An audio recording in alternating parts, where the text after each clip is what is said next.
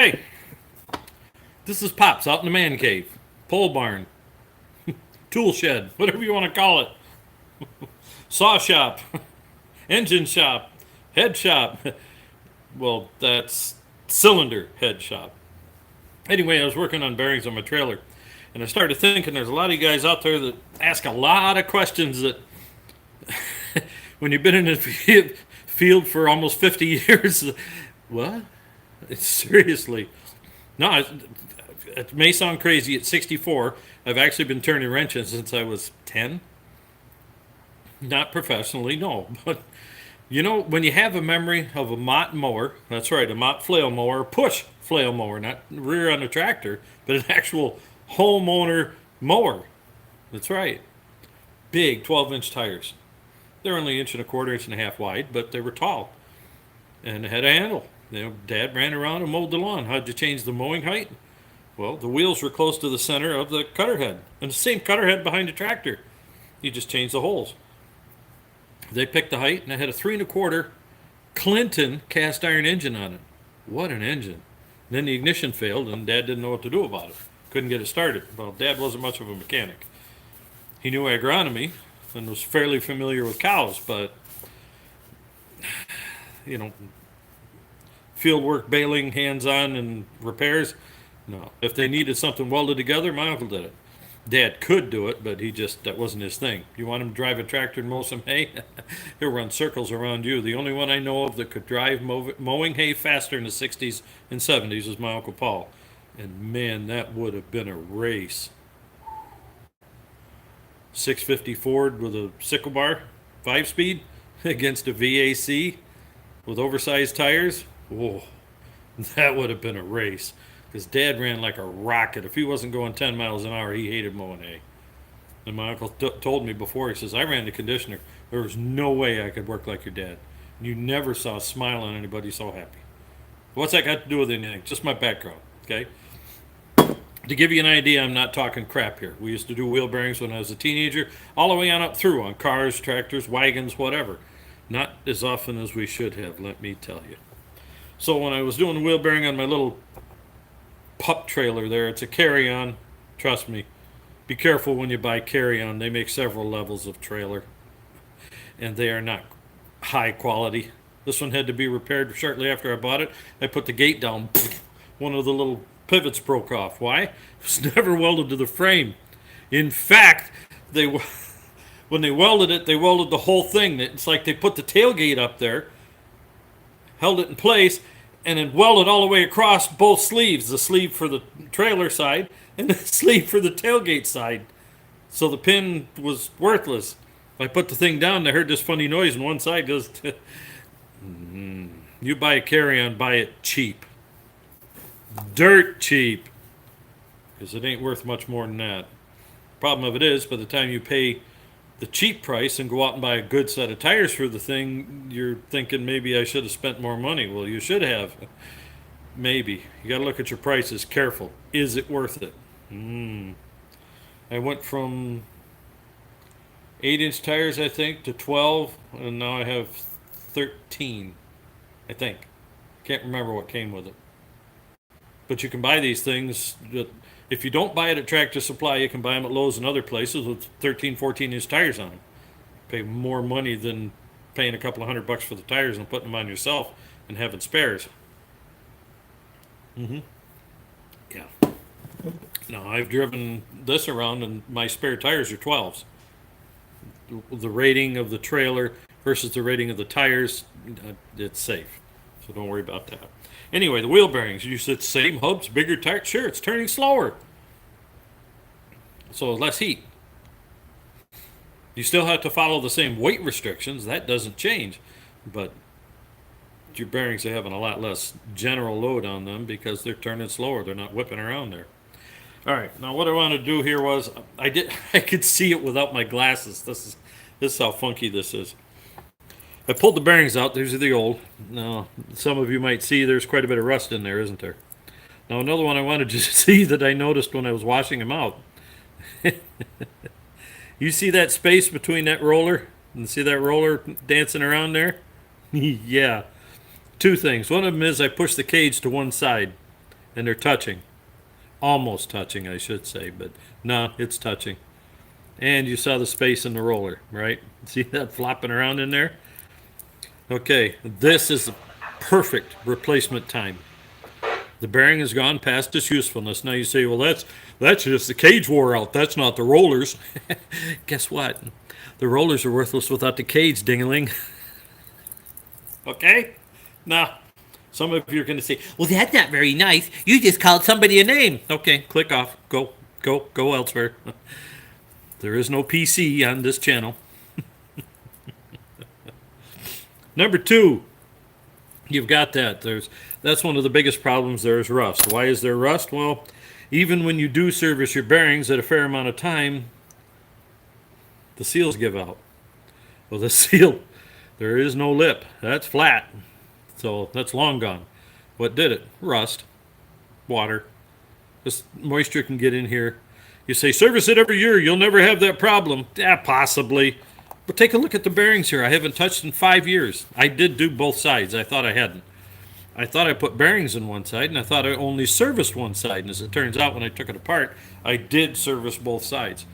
And what grease did I use? Well, it's a specific gray wheel bearing grease that we used to use in the old Ford cars, like a molly grease or whatever. But any good wheel bearing grease that you go to put in there, we used to say stringy grease. That's what a neighbor told me years ago. And then I went to Valvoline and got their wheel bearing grease, and it wasn't stringy at all, and he had a fit. Another thing about wheel bearing grease that I want you to understand that I ran into before with boat trailers when I was a teenager. My mother was screaming, having a fit. She got a phone call that I'm using the wrong bearing grease in that trailer. By that time, I was 16 years old, and I was not hearing it. I had to put up with her screaming without my father there as a buffer. That was not nice. She used to scream at him, especially when we kids weren't around. She'd really go off, but she loved to embarrass him anytime possible. Mentally ill woman. So what's the deal there? The wheel bearing grease that the neighbor recommended was very thick, very hard, probably in the neighborhood of, what are they? NLGI, normal grease that you would squirt in your grease gun is number 2. NLGI, that's the standard that they use. I forgot what it stands for. It used to mean something to me, and anymore it doesn't mean crap. But number 1 is droopy. I mean, you can't just throw a blob against the wall and watch it stick there, okay? It's eventually going to droop. Number 2, if it gets hot, that'll start to droop. Now, I know an idiot, and this is a true story, an idiot out in Fultonville, New York, who put Pennzoil number 3 grease in all his grease guns, and all his machines had to be greased with number 3 Pennzoil grease of a particular Molly variety or whatever. Well, what the guys that were greasing the machines did what they were told to avoid the blowback from the idiot. He was a screamer, but it was his company, so they did it. And he loves, just like my mother, belittling people. Nasty piece of work. So the boys are out there in his 20 degrees, 0 degree weather, servicing backhoes to go out on rent with number 3 grease. And they'd have 2, 3, 4, 5 grease guns around with the grease in, bring them back inside, put them next to the furnace or someplace warm continuously, and then go out and try again. Well, back then we didn't have electric, and air grease guns were hard to find. And air would have stalled. Let's just put it blank. Air would have stalled, even in that. So, your NLGI and wheel bearing grease like this is going to be in the neighborhood of your number 2 or 3. You're going to get a tube similar to this one. This is Kendall, which neither here nor there. Names mean very little anymore. And there you are, NLGI number 2. You see it backwards, but there you go. And the number 2 is a consistency similar to the wheel bearing grease that I have here. It's relatively, this is on the high end of thick of number 2. Some number 2 grease is, you'll see, is very pliable, but this stuff is pretty snotty, sticky. That's why they call it, it's in the NLGI2 range. It's on the thick end. This would be pretty good wheel bearing grease, but you don't want it too thick. Another consistency or thing to think about is this is a lithium complex based grease. What's almost all lithium based grease they consider a soap based grease. Yeah. So if you put water in there, what's it do? It loves water. There's not much of this grease unless you buy it specific. There's a water type anti-water grease. I don't know. There's a fancier name. I don't remember what it is. Hydrophobic. It's you can have a problem with moisture getting in there. Oh, that's why some of the rust got here was a seal had a problem and it got into the grease and got around there. So your seals pretty much probably should be replaced every year, but I didn't have dimensions, so I said, heck with it. I know there's good grease in there. Let her go. I'll just replace the bearings. Now I've had this trailer for going on 15 years now. Okay, it's over 10 anyway. Am I working on a boat trailer? No, but I'm getting to that, Paul. The grease for the boat trailer that I used before was not recommended for wheel bearings at all. If Napa had this grease, and I can't remember which company it was by, most likely Valvoline, and there was a water-based grease, or a, how can I say it?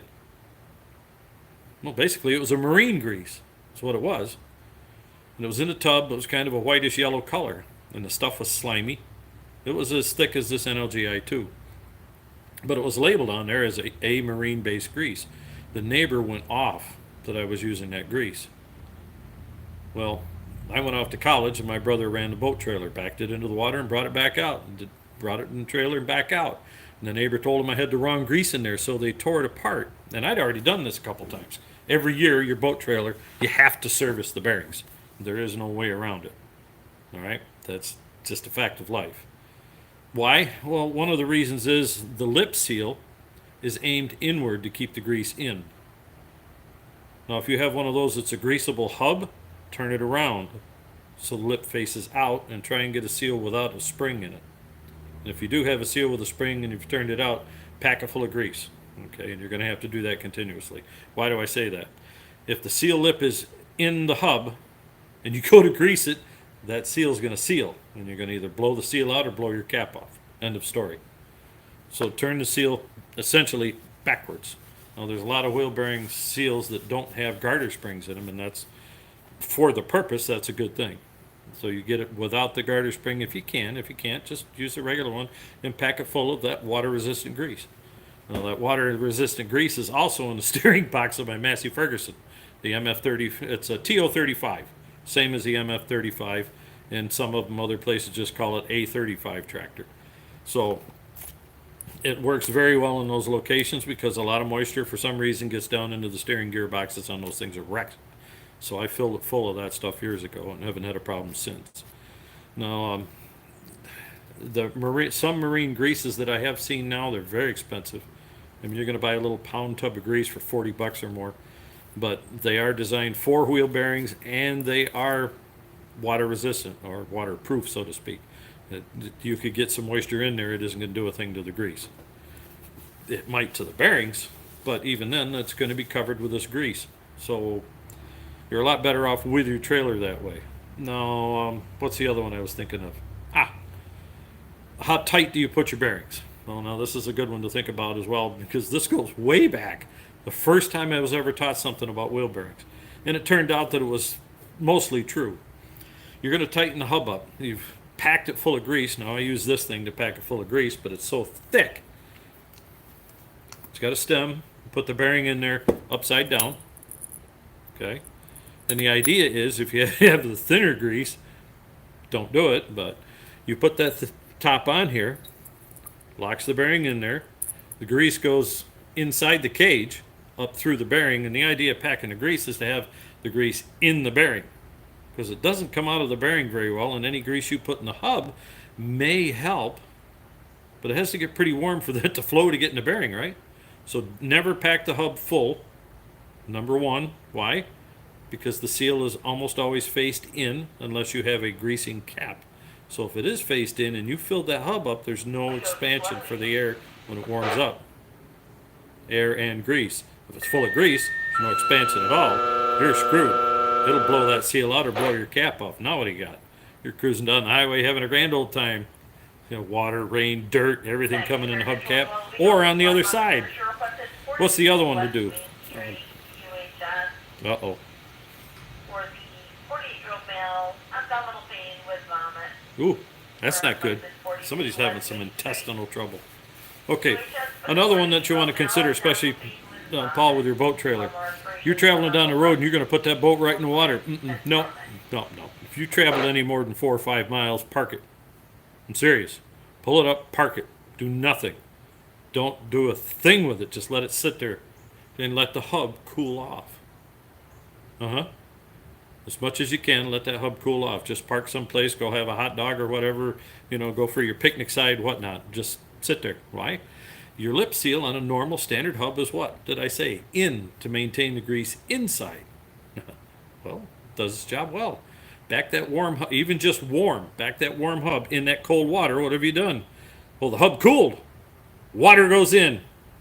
Just like a hydraulic system, man. There'll be a low pressure inside that hub where there's air. In you go. And you've done your own damage. And I've been told, fill it full of grease. That'll fix that problem. No, it won't, especially if it isn't water-resistant grease. And if you did fill it full of grease and you're traveling down the road, your cap got pushed out or your seal got pushed out. Okay? It's like the Fram guy used to say back in the 70s and 80s. Pay me now or, hey, pay me later as the car's on the hook for an overhaul. We used to do that back in the 70s. Not so much anymore. So those are some things on it. Now, I'll go back to where I was talking about tightness, how you're going to tighten that wheel bearing up. Well, what I was originally told is take that big old nut, and we used to use water pump pliers. I'm serious. Regular old Gator water pump pliers. Let me show you. You're not looking to get it tight unless you actually, in occasion, have a rare point where there is a torque. If you actually happen to have a book on some other machine that might actually have a torque, and on a front wheel drive driving axle, like on the tractors, some trucks and others, sometimes there is a rolling torque that has nothing to do with the torque of the nut. The bearing nut, you spin the hub up and you turn the nut in there, and in some cases that rolling torque is how much torque is it to start that hub and keep it rolling. Now the other part too is you can set that, but most of them you set it without grease or oil in them. You have to read your instructions when you're playing around with this stuff. If you're doing anything other than your trailer bearings. Trailer bearings, very simple. There you go. Channel locks, these are Nipex, whatever. Tighten your nut up by hand. Just keep turning the hub, keep turning the nut. Take these things, torque it right up. Don't go wild, just get it nice and solid, like 20 pounds, 30 pounds of pressure on it. And if you want to do it with a ratchet and then a breaker bar, that's okay too for the first part of it. Tighten it down, spin the hub. Keep spinning it. Never put a Timken tapered roller bearing together, ever, and set any of the end play, or in some cases, in this case, it's going to be slight end play, or preload, ever. Never set it without turning the shaft so the bearings turn. As soon as you put that together, remember I showed you that bearing is flopping up and down? Well, you set that in there, sometimes they do this, little angle. Well, as soon as you rock that thing, turn it a little bit, now they align themselves. And you have a whole different world, and that can make up to 5,000, sometimes 10 thousandths difference in your setting, whether it's preload or end play.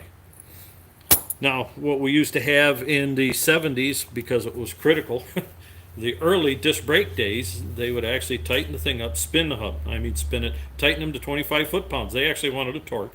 And it's a similar idea to this one. So if you do it this way, it'll work fine. Spin the hub, and as though everything aligns in there. And also, if you haven't pressed everything in there perfectly, occasionally, not very often, but occasionally, it'll take the cup, your outside ring, and do the final seating there as well. If the bearing itself hasn't seated or has stalled on there, like a burr or something happened, then when you're spinning it and you're running that 25 pounds of torque, it'll overcome all that. In a rare occasion on some of the bigger stuff, even your seal can have so much stress that if you have an excellent tight, like nylon style seal or something, or even some of the Teflons have so much drag that you really got to spin and get some torque on there. But usually 20, 25 pounds is enough. Some will say 15. You just don't want to get crazy, nice and firm. Spin it around a few times, and it doesn't take much more than 3, 4, 5 turns. And a lot of them you'll find out that if you start out snugged up by hand, put these on there, and just feel some pressure. And just hold your hand on there, just a few pounds. Sometimes just lean your hand on there and turn the hub, and you'll feel the thing drop. That's everything aligning. Once you have aligned, you've pretty much set it. But give it some more torque, and that torque is to do the final seating just in case something went wrong. Normally when you're putting together, like I have here, I've got a bearing driver that matches the cone, drives it in. When I put the seal in on this one, I could turn it around. It wasn't full diameter, so I'd start the seal in with this and then move it to the side, give it a tap all the way around, so I didn't have to go back and get another one. I'm old. If you're careful, there's a lot of stuff you can do. Some guy says, I just put them in with a hammer. If you're careful, you can, but no banging, just bap, bap, bap, give it a nice firm tap on each side, and start in the high side. Because if it's at an angle, you start in the low side, the high side will pop up out, and the metal will override. You'll never drive it in there. You'll destroy your seal. So when I was young and learning, I always had 3 seals for 2 wheels. Always. And as the years went by, I learned. So there's just some things you have to practice. Back to the nut. You've got it set. Now what do? You're not done, because if you leave that torqued at 10, 15, 25 foot-pounds, now it heats up. You got a problem. Because a big old cast iron hub has more metal than the rest of it. It's going to expand outward. You bound it up, and the grease ain't doing no good. You need space for the grease. Not a lot, but you do need space for the grease. A recommendation to be careful. You've got it up there. You're going to back and hold the hub now. You're going to back the nut off until it's free, and you can turn it by hand and set it back up. Try not to move anything. Sometimes it moves. There's nothing you can do. Snug it back up a little bit. Take the wrench and then back it off a couple of times if you have to. And then take it back up by hand just to stop and hold the bearing there. Does the cotter pin line up? And is the hub free to spin? 9 times out of 10, in a case like this, or a light boat, like your little John boats and such that you're hauling around, your little fishing boats, you're done. Now, if you're driving that thing 100 miles, I check my hubs. Why? Because things might expand and tighten the bearings up. But you need that experience to know. Because if the bearings are just right, there's no end play there, or very little end play, imperceptible, you're in the perfect neighborhood. Because the hub's going to heat up first. Then heat goes out from there to the axle. And on long trips, the axle may expand later on with it. It's rare, but stuff can happen. And you'll pick that wheel up maybe and give it a spin. Everything's free. Put your hand on it. It's just a little warm. Rock on. And that's how you can test your bearings to be sure that you did the right free play or end play. Now for me, when I do these, I snug them up and I'm short distance. This thing doesn't, rarely flies over 40 miles a trip. My next trip is probably going to be 30 miles to go up and get a load of manure. And the entire manure load might weigh 500 pounds. So on my 1,500 pound trailer, what have I got? Nothing. It doesn't matter. So that'll be my test. But at the same time, there's some of these, because of the nuts, the holes, and everything else, and some axles have 2 holes on them. Well, if you turn that nut up and you take your wrench and it just give it a little, you're not talking much, just enough. Got it tight, right? And the holes line up and you can get the cotter pin in. Well, if there's 2 holes in the axle, I recommend backing it off, not till this hole lines up, till the other hole lines up. Usually one this way and one this way. Okay, 90 degrees off. Every once in a while you get one that's over at an angle like this, which is even sweeter, because now you're going from here over to here. Beautiful. But in my case, there's 1 hole. So if I turn that to the next notch, you're talking 60 degrees and things start rattling back and forth. For me, I really don't care. It's not going to hurt. But another thing to remember is, okay, now the bearing has a little play. Yeah, what does play do here? The idea of the Timken taper is centering and load, both, and thrust. You go around corners, it's designed to hold it that way. It's an end thrust style bearing on both sides, so whichever way the wheel wants to thrust, doesn't care. However, if that bearing is loose, what do you got? Up and down play. And your seal's no longer centered. That doesn't cause any problem until you have your boat trailer and you're back in the water. Now you got trouble. In my case, I'm in the woods. Well, what's it do? The load hits it. Seal opens up at the bottom. I go driving along in the rain. It'll splash water in there. Not much, but it doesn't take much. So you want it right at that point where there's neutral on end play. So we're looking for a number called 0. Now, because I play with it a lot, there are occasions where it'll be so close I just can't quite get the cotter pin in there. With new bearings, I will turn that nut just enough to put the cotter pin in. Spin the wheel. All right, make sure it's free and loose. And then the next check I'll take is take the cotter pin out, because I haven't bent it yet, and I'll check that nut and see if I can back it off and bring it up to that point, because occasionally you'll bring it to that point and there'll be no force on it. Okay, you're still, because you backed it off, some things kind of got out of place a little bit. When you turn it up by hand, you're wiggling and you're trying, and sometimes it works out very nice. You're looking in general for 0 to a little bit loose. As little as possible, but something that just barely perceptible. I tore mine apart because on the left side I sat there and said, hey, I haven't checked these in a while. Clunk, clunk, clunk, clunk, clunk. What did I have? Not much, probably 30 thousandths or so. Then when I tore it apart, the bearings are basically fine. These were rustier last time I tore it apart. All right. So now you get an understanding. Your bearings are designed for force. That's why there's cones in here. Your seal grips and keeps grease on the inside. Unless you have a greasable cap, turn your seal backwards. You have to. You'll blow something out. Either the cap off when you're going down the road, or you'll blow the seal out the other side. And the beauty of that is if you turn the seal backwards, grease can come out, and some of the guys will do it. They'll just run their thing in there and with a warm hub. Well, the seal's going to close it down, but the problem is if it's warm enough, it'll invert the seal. And only in one spot usually. So now what? I'm just going to grease it and blow it back out. You might. You might blow the whole seal out. So some of the guys, if they're going to do it this way, what they'll do is back into the water. They'll have their seal out. And they'll pump it full of grease again until grease comes out the other side. I don't, if it's a trailer that's off-road, put a cap on it and grease it. Put your seal in backwards. All the time. If it's a trailer on the road, I do not recommend greasable hubs under any circumstances for any reason, unless it's desperate and that's what you have to do, or it came with it. Why? Two main reasons. One of them is your hub cap is just a little tin thing. In some cases, it's heavier than tin, and it's only pressed in there unless you get one that's a hub that screws the thing in there. All right? Your seal is only pressed in there on the other side. So even though this end is good, you got to be careful what you're doing with that pressure internally, because it's hydraulic. There is no give. Grease does not compress. Hydraulic oil in a hydraulic system, which is like SAE 5 oil or SAE 10W oil all the time. I mean, that's common viscosity.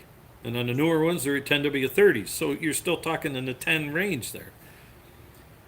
It's 5% under pressure. Okay? So your grease is not going to give up at all. Now, that heavy cap on the end, that's weight. So as that tire is spinning, if something's out of balance in there, it's something that can flop. The tin caps are generally fine. All right, so that's on your end of that. You're looking for 0 to very, very slight end play. And I mean end play after you put the wheel on, if you can feel it. That's the next one.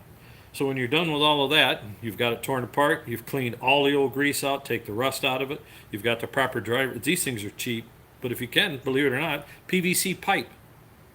You can make a lot of stuff out of PVC pipe that'll do the same thing. And if you can't machine it like I can't, you put it on a grinder and get it close. And put a plastic cap on the end of the pipe. Drive on it. They've got Schedule 40s and Schedule 80 stuff. But by the time you get through the Schedule 80, these kits are pretty dang cheap, $50 for multiple sizes. I only need one. Well, yeah, by the time you buy the one you need, or make the one you need, kit turns out to be pretty cheap. Especially if you buy them from Harbor Fake. Okay, last but not least, I'm going to recommend, especially for the boat trailer people, two things. Never use grease on your lug nuts and lug bolts. For one main reason, grease, stuff's great. And the warning we've had all the way back since long before I was born is you will tighten something up and torque it up, and there's grease between the threads. So that you never get metal-to-metal contact, and then that grease works out. And occasionally you will lose torque. I mean, grease is that good. That's why it's wheel bearing grease. However, I have been in fleets where that is all they would do. They would not get never seize or anti-seize, whatever you want to call it. I have the silver stuff, which is zinc based. They have copper stuff that's copper based. And I tend to put a little bit of that on all the studs that I have here. I just took them off here, and these wheels haven't been off in years. Like I said, the bearings are like 5 years ago. So they haven't been off in 5 years, and my little electric impact. Of course, it is 300 foot-pounds in reverse, honest foot-pounds. It's a Matco Infinity Series. Expensive. Beautiful. I was putting little Kubota tractors together, and I had to stop using it because it stripped the threads on the front wheels. And over-torqued the rears that were supposed to be 200 foot-pounds. And it was rated 200 foot-pounds. So, don't feel bad if you're using a cheap impact, okay? You're only talking 75 to 100 foot-pounds on here, which isn't much. How do you calculate that if you don't have a torque wrench? That's pretty easy if you're checking. Measure your bar. At 12 inches, if you put 50 foot-pounds on it, you have a foot with 50 pounds. 50 foot-pounds. 18 inches. Okay, what are you going to put on? 30-something? 2 feet. 25. You get my point. So you're going 50 to what, 37 and a half, and then you're going to 20-something. Just put that many pounds on there. You're done. That gets you to 50 foot-pound area, but you get my drift. If you're doing 100, 2 foot, 50 pounds, you got 100. It is that simple. But the torque wrenches anymore are pretty cheap. You know, buy one. My cars, excuse me, these are steel hub. So the steel wheel, cast iron hub, you know, steel studs, you're talking, you can give or take a few pounds and they don't care. But if you happen to have a dress trailer with aluminum hubs, or, well, we used to call them mag wheels because in the racing days of the 60s and 70s, they were magnesium. Not anymore. Aluminum. Well, aluminum works great. You must torque them all the time and put them to, and follow the directions of whether you should lube that stud or not, or the bolt, as the case may be. Because that changes your torque drastically, and aluminum does funny things.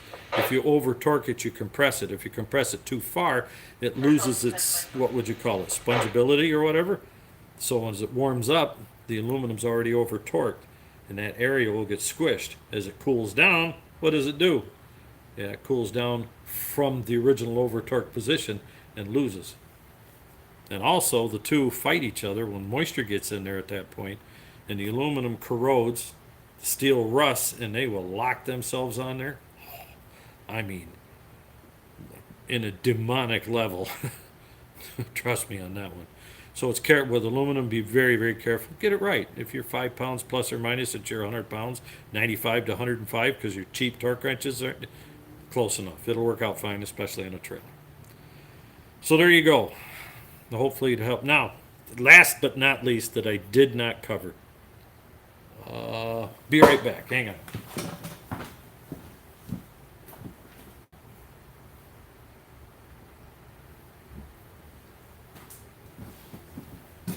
All right. I was working on this project before and got most of the way through it and was getting ready to throw the hub on. And I thought, what the heck? I've got a YouTube channel. Why not? When I take the hub off, now they make pliers. Well, I should say they used to make pliers for this. Not anymore. Okay, when this puppy comes up on the edge of your hub, there's your rim. You can't see it. Well, barely. It's still slightly rounded because it's a, see that groove in there? It's actually formed out of the cap itself. This little doodad here, I've sharpened this, a standard old Mayhew pry bar. And trust me, buy a Mayhew. You'll save a pile of money and have the same thing from Matco, Snap-on, if you're a homeowner. If you're a guy out in the field and you're saying, I'm going to buy Snap-on, please do. You get a lot better service out of those guys. And if you buy something you don't need from him once in a while and you come up with something that breaks, I've only had one tool man stiff me one time in 45 years. So you can get that in there between the cast and the hub. Tap it with a hammer. Never use anything very heavy. 16 ounces enough to get those things off of there. But not just in one area. Tap it. Oh, cool. It's loose. No, stop. Turn it. Quarter turn to a half a turn. Get it in there. tap it again. Never tap straight down except for the first one. And some guys will say you need that. Well, if it's a straight one, you just got to start it. Okay. Then once it starts, you can put a screwdriver in there and twist it, pop it off. True story. Works well. Going back on. And this is where I was stopping there. PVC pipe or a piece of exhaust pipe. This one's a little bit too big, but it lines up well enough that that's what I use to pop the cap on. If you use a hammer direct on here, you're going to bend it. Is that going to cause a serious problem? Maybe.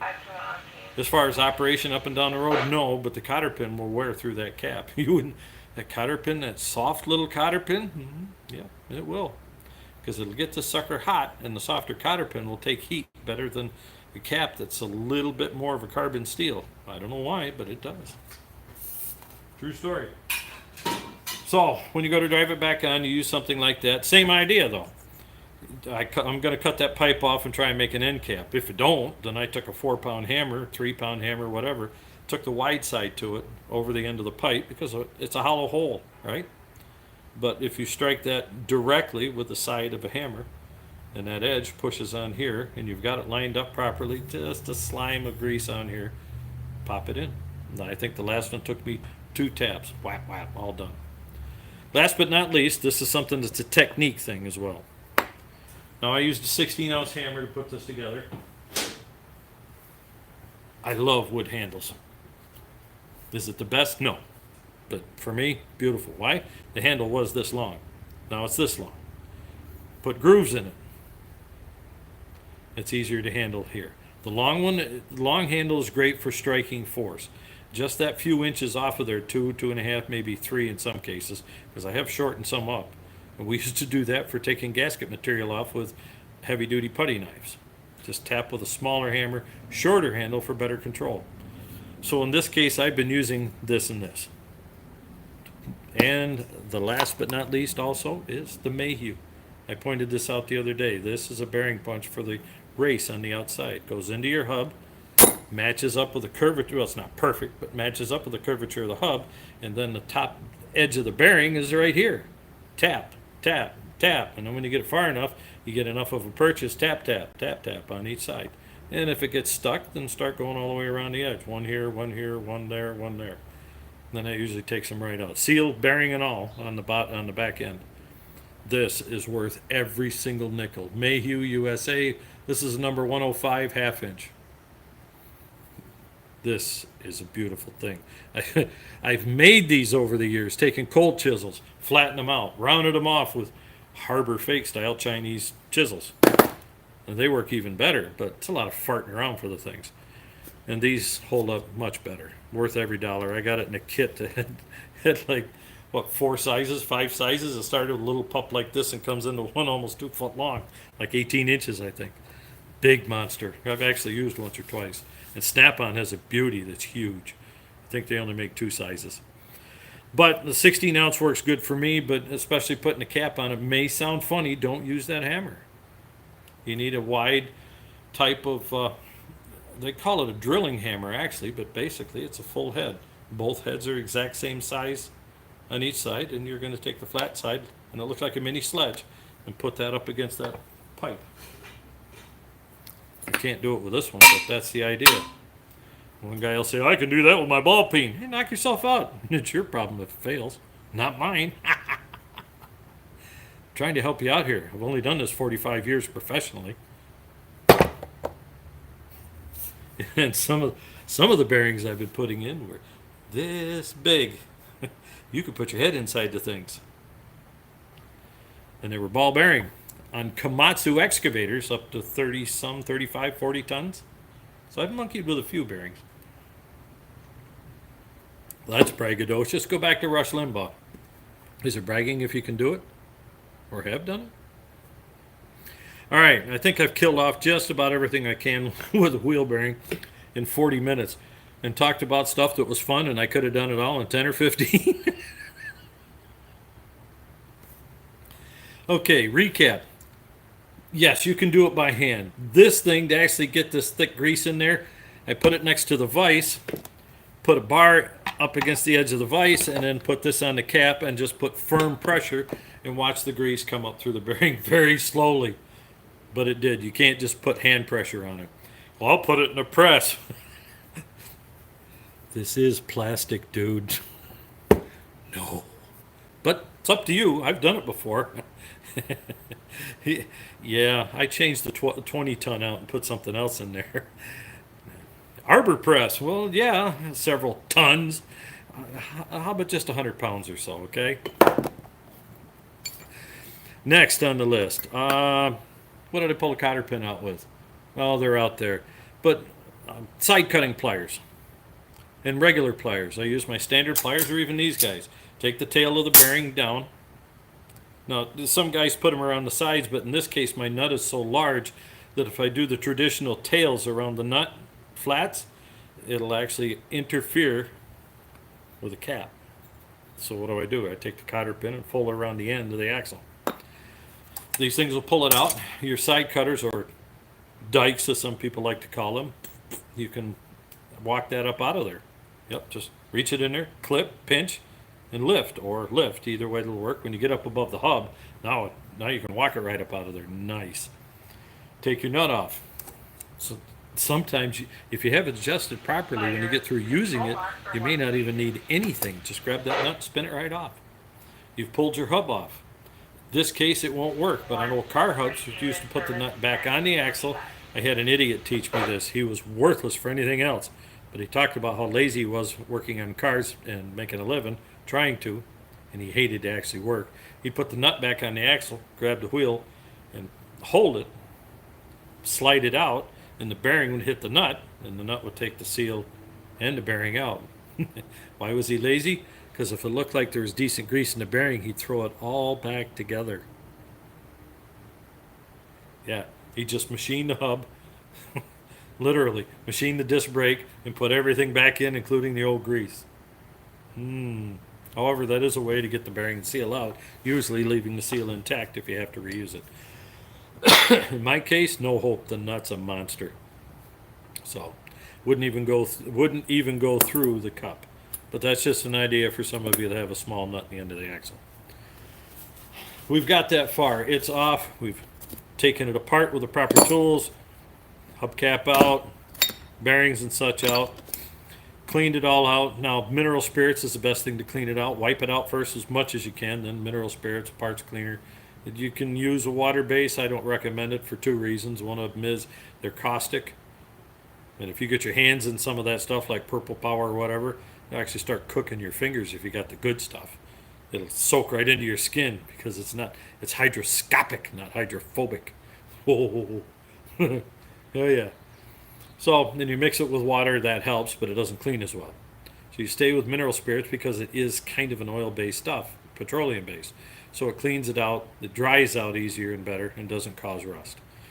Got your bearings, you've checked them like I did. Now you look at these and say, if I'm desperate and this is a wagon off-road, these will still work. It's a wagon on-road, no.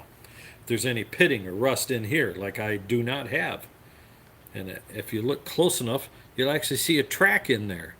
Well, that track means wear, but if you look at it, it's smooth. So you're looking over your bearings. That's still good. Never mix bearing sets if you don't have to. If I was to take these two, one's out of one hub and the other's out of the other hub, put the two in one hub as match sets, beautiful. If you're off-road, doesn't matter. Mix and match. You're on the road, your RPM, speed, heat, and everything is higher. Don't monkey around. Just get a new set. Or, if you're using an old set in one side and a new set in the other, that's a little sketchy, but if you're not driving very far, hauling a little firewood here and there, not going fast, I would. Don't recommend it necessarily, but I would. So you're putting it back together, you got your bearings all packed, you used the proper tools again, got your seal and your races in place. Put a little grease in the hub, cover 1/4 to 1/3 of the inside of the hub, enough so that the axle can slide through it. And as it warms up, that'll coat the inside of the hub. And if it's available and needed and there's room, sometimes it actually goes to the outside of the hub and starts getting into the bearings while it's sometimes flowing around in there. And it'll help keep grease in the bearings that's already there.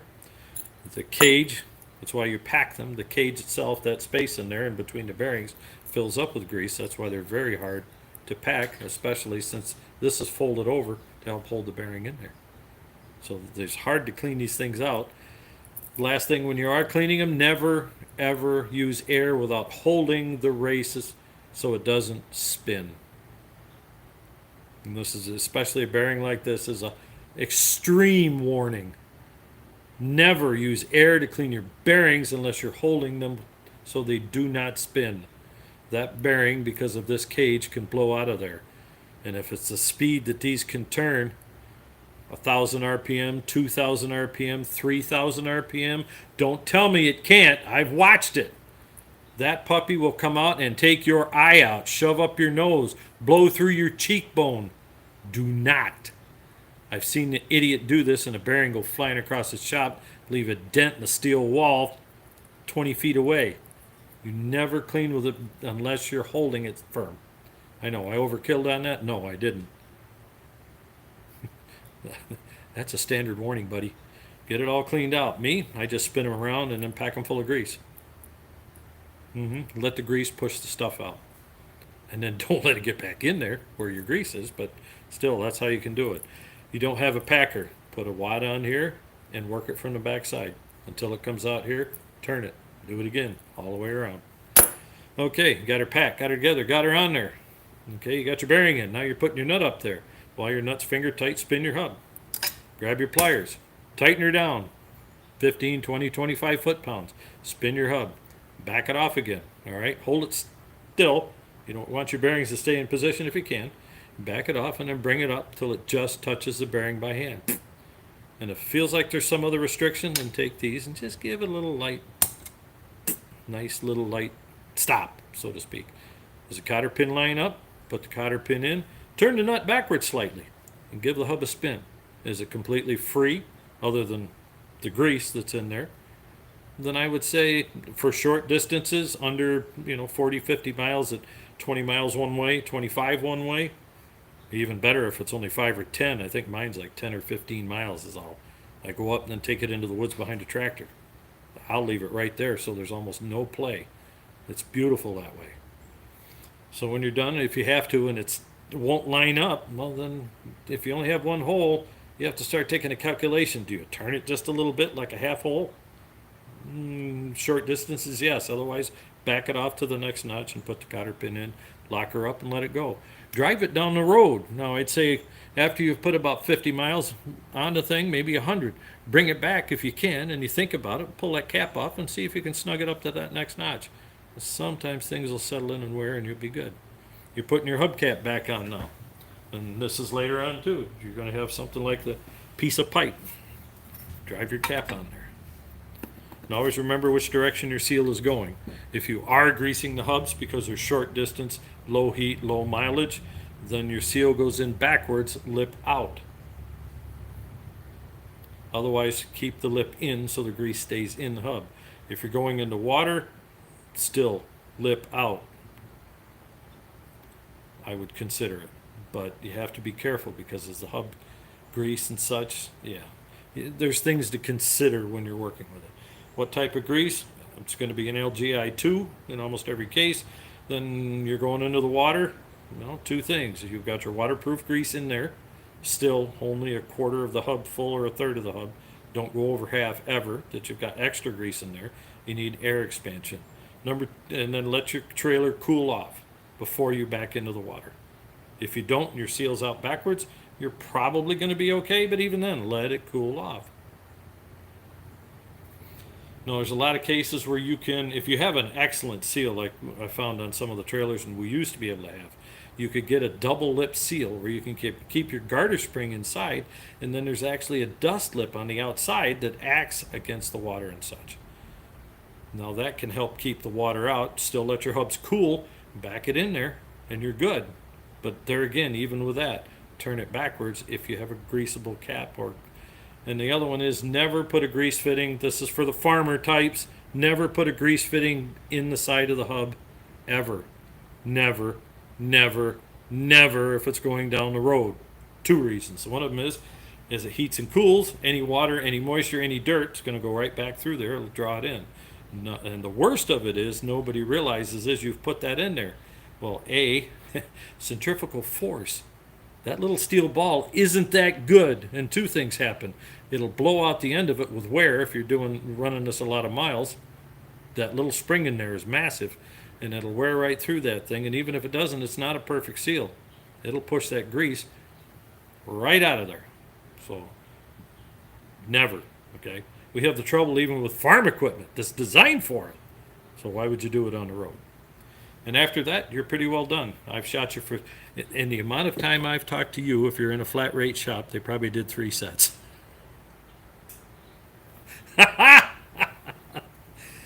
Well. I've never been a flat rater, and for one main reason. I got into an argument with a service manager years ago, and he came out swearing, yelling, and cussing at me. I got tired of it. I sat there and said, you know, Dave, I've had it. The guy's name was Dave Nojime. He was happily Lebanese back when Lebanon was decent country. He's like 6'3" and weighed $120, right? Walks out and he says, you know what these are? And he wiggles his legs. These are Lebo knees. Thanks, Dave. I'm glad you told me that. But he got on me one time because his boss got on him, and he says, and I'm sick of hearing from him. I want you to move faster. And I looked at him, and as he turned around and thought he said the last word, I said, no. What do you mean, no? I said, I'm sick of your mouth and screaming at me all day long. That's one of the things you seem to love to do. Nobody else was in the shop. It was just him and me. I said, take your fanny out there, sit behind the desk, and calculate the numbers. And if I'm not making you a profit enough, then you let me know. We didn't see him for a day. He come out the next day and said, I hate you, which in that shop meant we're starting a conversation. Seriously. I hate you. I hate you. I hate you. What is it this time, Dave? He says, I added up the numbers. He says, your comeback rate is so low that the time you spend on the machines is worth it. And you have a higher profit than anybody else in the shop. It doesn't mean you're faster. You're not what Timmy calls productive. But he says, you're a lot less headache for me, and Timmy doesn't realize it. And he says he's going to, because I'm tired of rewriting things. Well, with Dave, it worked out pretty good, but in that shop, everything was hostile. If you weren't hostile, you weren't their friend. But I've had that happen in several other shops, and one of them, another one, I had to actually prove it to them. When they screamed at me and says, you aren't making money for us. I said, no! I said, 6 of the last 10 jobs I've done have been rework from somebody else's work. So that's one of the reasons I spend a lot of time here. It's worth it. You get into a shop that's all go, go, go, go, go. If you have the right people, that can still make you money even with a particular comeback rate. But it's sketchy. Because if all of a sudden you get a series of parts that aren't any good, you're not taking time to look at those parts before you put them in the machine. And when you're talking in some cases like I was at Anderson Equipment, where you could have an engine job at $60,000 and you were $10,000 short of what you should have spent minimum, we got into a lot of trouble. A lot of trouble. Screwing around, saving time, making quotes that just didn't add up. So when you're doing this and you're not familiar with it, please take your time. If you have a question, let's put it this way. If you have a question about a job like this, but you know everything's going to work, you took out parts and they match, put the new ones in. Go for it. But if you have a lip, like the double lip seal and some other stuff, then put it together, run your trailer, and ask the questions for the next time. And I'll leave you with one last thing before I sign off here. Something I don't use much anymore because, frankly, don't need it. Unless I'm starting to do a cylinder head work and some other stuff. Bearings quite often in the United States are sized. Now when I look at this, I have the dimensions for the seal that I go to tear these apart, clean them up next year or the year after. I have the dimensions for the seal right here, and I'll put them on either my phone, my tablet, or I do have a diagnostic computer I put in there. These are electronic. They work great, but every time you fire the thing up, you do 2 things. You wipe those jaws off, close them relatively firm, and make sure you're at 0. And if you're not, and sometimes with some guys they say every time 0 the bugger. It'll calibrate itself. But if you're in cold weather, your batteries are iffy, this will never actually work properly. Serious. And if you're in hot weather, they get a little sketchy occasionally too. But when you get used to them, they work well. And, you know, in the digital age with millennials, Gen X can go either way, but millennials and Z's and such, yeah, they need that, and they need it to work right. This one, though, dial indicator. Learn how to use it. My favorite, however, overall, especially since I got new eyes and reading glasses, all right, I'm able to go back to what I was doing in my 30s. And I had good eyes then, all right, for close up. I had to have glasses for driving. I love a vernier caliper. Love it. Absolutely love it. Why? There's no dial. There's nothing to go bad except your jaws. And if you have to clean the jaws up and suddenly you go down here and you look at it and the zero line doesn't line zero anymore, you know what you do? You move up to the next one or two lines.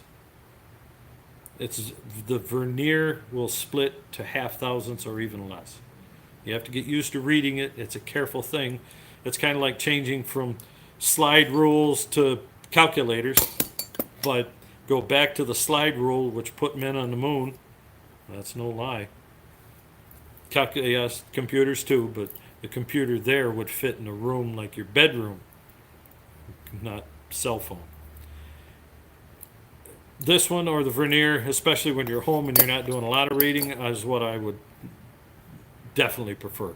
When I did cylinder head work before, it was always with a vernier caliper, 12-inch and a 6-inch, all of it. If I could get a vernier 4, I'd even do that. They're just too handy. And what do? You don't have to calibrate it. And every so often, you just check your lines. Zero doesn't line up, moves down. The next one might line up, but not with a zero line. It lines up with a line next to it. That's the idea of the vernier. This one lines up at zero when it's new. The next one doesn't line up with its line, and you go all the way up, and you'll see they get wider and wider and wider apart until you get to, in my case, it said 25. Just like a micrometer, 25 thousandths was the space that each individual notch up here was. So if I went from zero to the next line, the 25 would be lined up again with another line, and every line in between would be off just a fraction of thousandths. So you'd move it to the next line, lines up with another line nearby.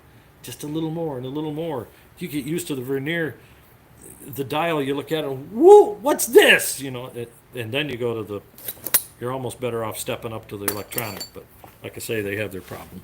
But you're at home, get a vernier caliper. It's worth every nickel you don't have numbers on some of the new bearings. So measure the outside diameter, measure your shaft diameter, measure your seal. Now with the seal, you can't measure the inside diameter of the seal.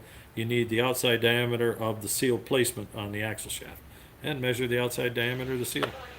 Or the inside diameter of the hub. Either one will work, because sometimes you could take that apart. Ain't nothing left of the seal. Well, they know the shaft and they know the housing, and specifically tell them shaft diameter, housing diameter. Then a good outfit can fit a seal for you. And make sure there's old guys there with books. I'm serious when I say that. Either that or make sure it's a boomer or a Gen Xer. They're the only two left that are going to know how to read something, even online, to find you those dimensions. So anyway, I hope that helps. I've spent a lot of time out here for nothing. I blew an hour for a 10-minute job. Why not? I'm retired. What do I care? No, actually, I need to get that wheel on there and go up there and pitch some manure. My gardens need it, but the gardens are so wet, I'm not walking out into that slop and pouring it on there. All right, our local independent parts store still has old books. And sometimes you can go online into the Timken and Bauer and some of these other bearing companies, and this is like Chinsong Louis over there in the Orient. Yeah, I'm not sure what the heck bearing company. I got this kits from Carry On because I don't have to monkey around. But $40 for a set of bearings. CMC, China Manufacturing Corporation. All right. And it says L44 610. This is going to sound weird. L44 610, 610. That is a number that will cross. In fact, that number quite often will match to every other manufacturer. Doesn't matter who it is. That number is good. The problem you have with these other bearings is your inner bearings don't have a number. Yeah, and this one, and sometimes if it's old enough, they'll spin the number off of that shoulder. So that one you have to measure the internal dimension of it. But as long as the inside here and the outside here match up, you can even have a slightly different bearing in there and it won't matter. All right, you've got the last but not least 3 times. Then I have to get back to work. It's after an hour now. You folks be good.